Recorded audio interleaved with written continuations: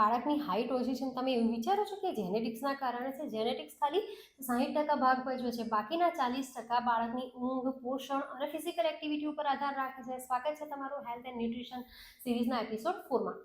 બાળકને માટે સૌથી પહેલાં ઊંઘ ખૂબ મહત્વની છે કે બાળક દરરોજ 8 થી 10 કલાકની વિધાઉટ ડિસ્ટર્બન્સ ઊંઘ લે, કારણ કે જ્યારે બાળક ઊંઘતું હોય ત્યારે ગ્રોથ હોર્મોન રિલીઝ થતા હોય છે.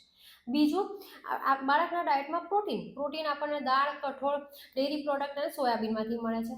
બીજું, બાળકને કેલ્શિયમ ખૂબ જરૂરી છે, તો કેલ્શિયમ માટે રાગી ઉમેરો. અને ત્રીજું, બાળકને ઝિંક અને મેગ્નેશિયમ તો સીડ્સ, નટ્સ અને હોલગ્રેન આપો. બાળકનું ડાયટ પ્રોપર હોવું જોઈએ, એ ખૂબ જરૂરી છે. અને ત્રીજું જે બહુ મહત્વનું છે એ છે ફિઝિકલ એક્ટિવિટી. આજકાલ બાળકોની સ્ક્રીન ટાઈમ વધી ગયો છે અને ફિઝિકલ એક્ટિવિટી ઓછી થઈ ગઈ છે.